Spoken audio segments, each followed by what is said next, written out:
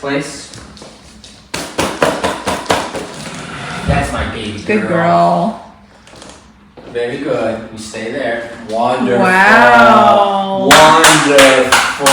Oh my gosh. Wonderful job, young lady. Okay. You've worked miracles with this dog. There's more to do, believe it or not, but there's a lot to do with all the dogs we have in right now. And it's usually this way. There's a lot to go through, and this girl had a lot to go through. It's a mountain with every group. Yeah. You know, to get to that finish line is on the other side of the mountain. It truly is, and it's a process. So she's almost half. I say about halfway. We're almost to the peak. So good. What's left is getting her knowledge on her commands. She was not teachable before. Couldn't really teach her anything effectively. Now she's teachable. So we're going to tighten these. We're going to make sure these understandings of these commands are there, but then we're also going to prove them very heavily, like we do with every dog, to make sure that going home, we don't run into things in her day, in her life, that are more intense than what we've proofed it with. To make sense out of that, I'm saying if I'm trying to proof the place command, I'm going to proof it so intense eventually, it's so heavy, that the likelihood of her ever experiencing temptations or an environment that crazy within her living room are going to be very low. I want to proof to the point where it's almost ridiculous, so that I know that she's not going to go through her day and run into things like, I'm not ready for that. They'll be ready for the normal life, in the normal world, because they're going to be proof to the point where they can handle all the things that the normal world has to offer them, plus a little bit of, a lot of intense environment proofing. You'll see us have her on place while tempted with dogs running around and playing, the vacuum cleaner on, just really crazy stuff that makes it really hard. We need to proof her very heavy like that to make sure she can perform under these types of situations, okay? And going home, we want to make sure that we're looking at it that way too. When we're working with her at home, we want to make sure that we continue to proof her. We continue to make sure that if she's in a new situation, we know that we're going to work her through it the first few times so that she knows what to do. We're not just going to expect, and this goes for everybody since a dog care, we're not just going to expect the work's done when she goes home. This is something to be continued as she goes home, to continue to grow her and develop her and keep her successful. Okay? Good girl. Ivy. Break. Yay! Wow! That was amazing. Nice little dog here. It's amazing to me how much attitude can be packed in such a small little body. I mean, she's not, well, we have way worse dogs, but it's just that look at you, they just don't want to do what you tell them to do. Just that. I think that's why they're all here. Simply you tell them to do something, they understand it, and they say, nah. I think that's what it all comes down to. I know it sounds silly, but it's just that attitude, the way they look at their human, the dynamic, I think that's really what gets them here. Think about it this way. Think about if none of these dogs have any commands, even this little girl, but they listened. So if you said stop, they did. They just did. If you said do, and they would try. They probably wouldn't show up here. It's because they all have this attitude of not wanting to follow the leader. They want to call the shots. They want their independence. They want this all.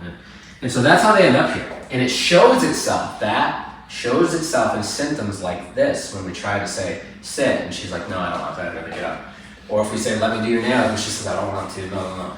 This is all that showing itself. Or at the door, I tell her not to go out the door. She runs out the door, right? Tell her to stop barking. She's still barking. All this is because they don't listen. And all that is a relationship thing. And also an environmental thing. If her environment allows her to do it, she's going to do it. Especially if it's self-rewarding, which every behavior that's complained about her is self-rewarding. Barking is self-rewarding, right? Pulling away on the nails is self-rewarding. All of it is rewarding on its own, so you don't have to reward it for it to continue. But if you don't punish it, it will continue to intense. It will continue and it will become more intense. There's a little spill. She did really good. We'll see how she does tomorrow on the next session, see if she retained any of this. She's not good. It's not good. I know it didn't look like the world's worst thing, but it's pretty bad. If I pushed her too hard, I'm pretty sure she would try to take a snap at me or something. I'm riding that line. But, and I'm not trying to avoid a snap. If there's one in there, I'll try to push it out of her. But I'm just saying that's the level that we're dealing with here. She will just completely tweak out. It looks easier than it is what I'm doing there, right, Jules? The way that she's staying there for me makes it look like this isn't a big deal. Just to get her to stay there, she'll fight. She would have fought tooth and nail, just for you to decide to listen to you. Letting her walk away from me was the best thing I could have done. I said, let's do your nails. She said, okay. And then I said, here, I'm gonna do your nails. And she said, bye. And she left.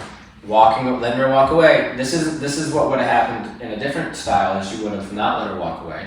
And you would have kept trying to hold her down and just get the nails done real quick. But by letting her decide to leave, up she goes across the room, heavy correction, recall. That gets her to stop wanting to leave, because leaving equals an aversive, so therefore I don't want to leave anymore, and that's why you see me just okay with laying here. That's the way you have to think, and it's not just trainers that have to think that way. Owners would benefit from thinking that way. My dog's going crazy because it wants to go outside, but I don't want it to go outside, and it keeps running out the damn door. Well, how about open up the door, it goes out, bang. If I don't tell you to go out the door, there's a correction. Now the dog starts going out the door. If we can learn to see things like that, we're going to get a step ahead of our dogs. Instead of trying to just force them to do things, right? Like, I want you to stay inside, so I'm going to hold you inside with a leash or whatever. It's we have to make sure we allow them to try mistakes and realize their aversives tied to those, and therefore they stop wanting to do those mistakes, and those mistakes go away. Okay? Break. Yeah, Ivy. So according to her owner, she can do the back paws, sort of. But the front paws are just absolutely impossible. Yeah, look. But she's fighting, so what method is?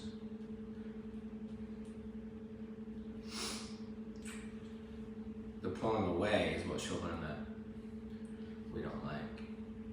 See all this little? That's all a problem right there. So I could see how you could get it done though. I could see how you could. I don't know how bad the front was, but I can see how I could get this done if I would just howler stuff. Okay. Good deal.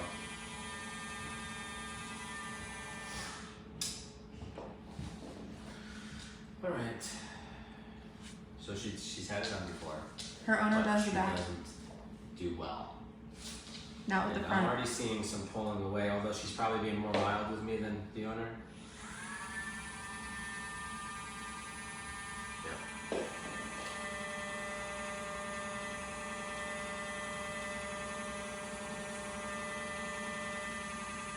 Okay. See how she's pulling away from me? I corrected her for standing up there. Yeah. She's got small nails. They're so tiny.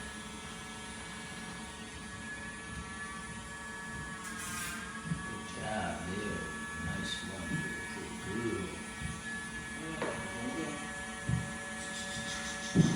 I like it. I think you're doing amazing. Good girl.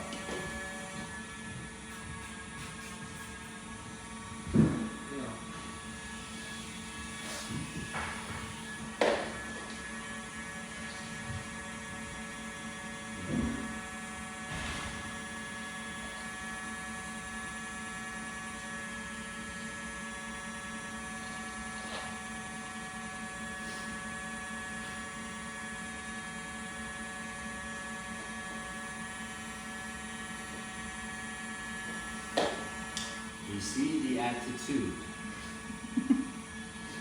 You haven't even gotten to the front paws. I haven't even gotten to the first one yet. She's already got. Cool girl. She's trying to hide this one up. That's a good girl. That's a nice girl. Oh my God, these nails are so. I've never worked with such small, delicate little nails. It's okay. It's okay. Shh. It's okay. You're learning. You're doing great. Who's my honey? I'm looking out for you.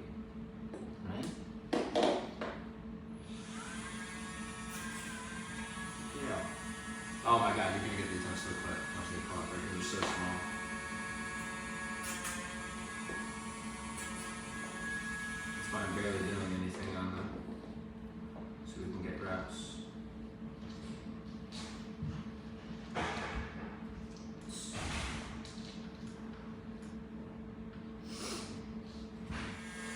Good girl.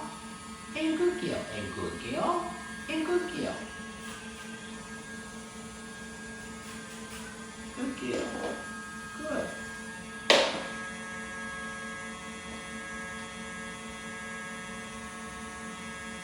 Good.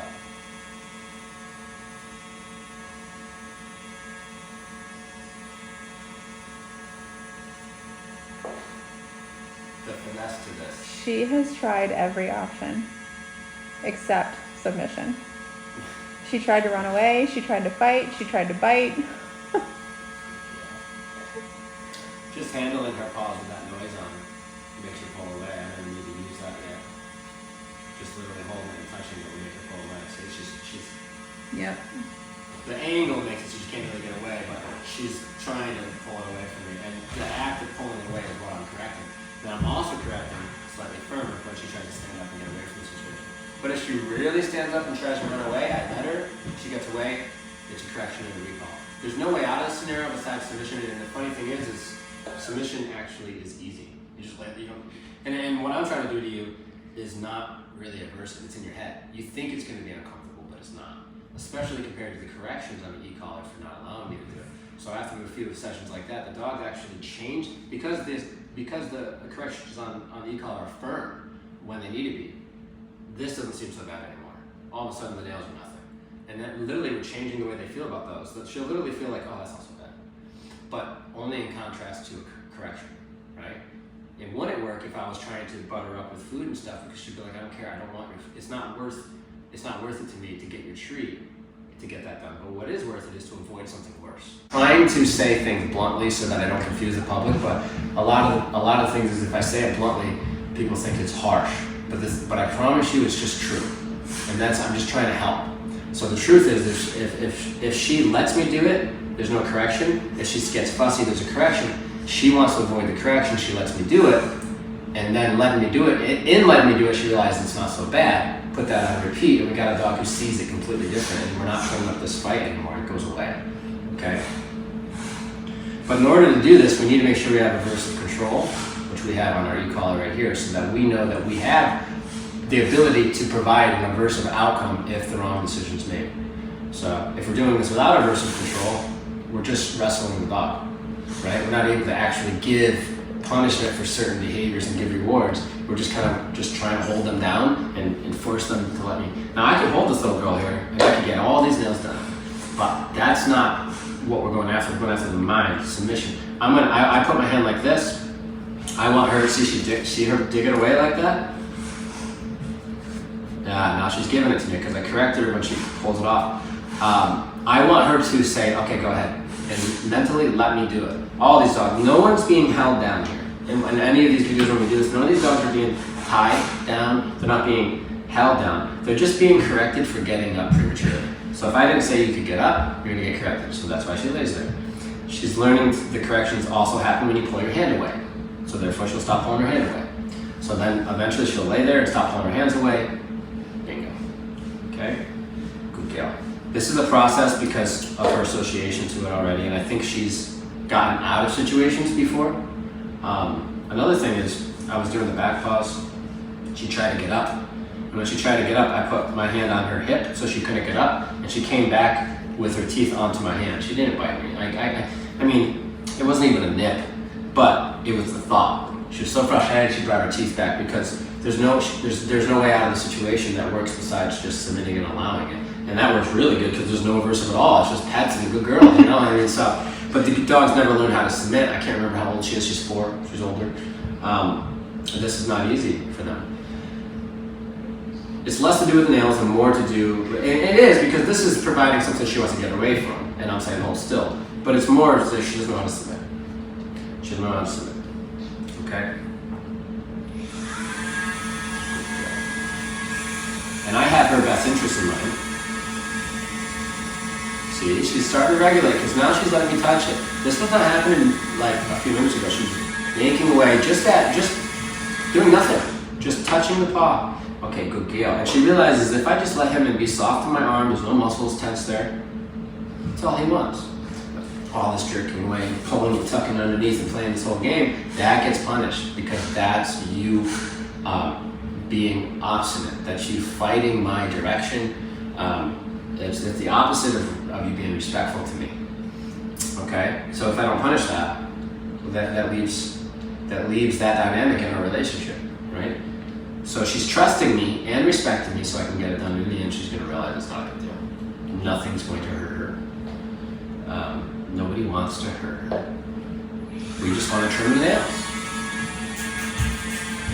Good Gail, baby. I'm proud of you.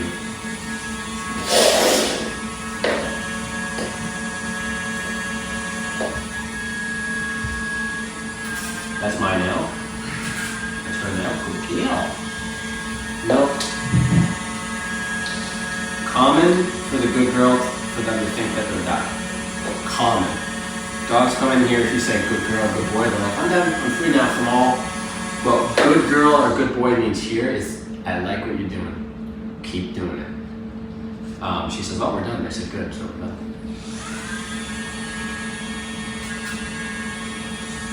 There it is. And so I already have to, there's a correction there. There's a correction in mine, but it's there just to let her know. More corrections. You see what I'm doing? Good. Now she's starting to submit. I'm not even concerned about doing the nails. The concern is showing her the mechanics of what happens when you pull away, what happens when you try to stand up, and what happens when you just let them do it. That's what she's learning. This isn't to do the nails. Good Gail. And that one she held it paw still. Good Gail. Very nice. I'm very proud of you.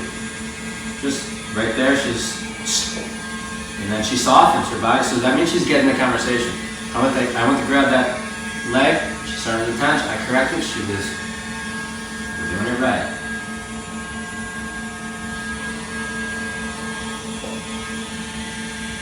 That's a good girl.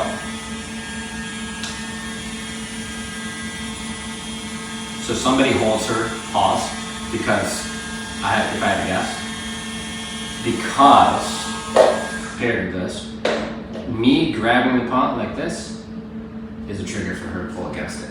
I think in order to do her nails, it's holding her down, and because she's smaller, we can. Again, the reason why that's not good, even though you get your nails done that one time, the mind's fucked, right? Shh, stay. You're doing great. So we want her to, submission is her allowing us to do it, okay? But she's not gonna submit, she's gonna try, this is how submission's created. Allow them to try all their options, pull the thing away, run away, bite at you, hoot and holler, try to go to the other side of the room, whatever. Let her try it all and realize it doesn't work, and then realize submission does. That creates a balanced mind because she went through all the options. She's not just sitting here thinking about it and we're restraining her and she's never able to try them. We'll actually, the stress will be gone this way. Good girl. Wow, what a good girl. That was the best one. Wow, what a good girl. That's very impressive for her because she's not pulling at all, arm to arm. Very nice. I let that one be. I'm going to take that little win. We have her for a few more weeks. We're going to be doing this a couple more weeks. We're going to be doing this regularly. I want to show her that was it. Nothing bad. Break. Yay! She did do it.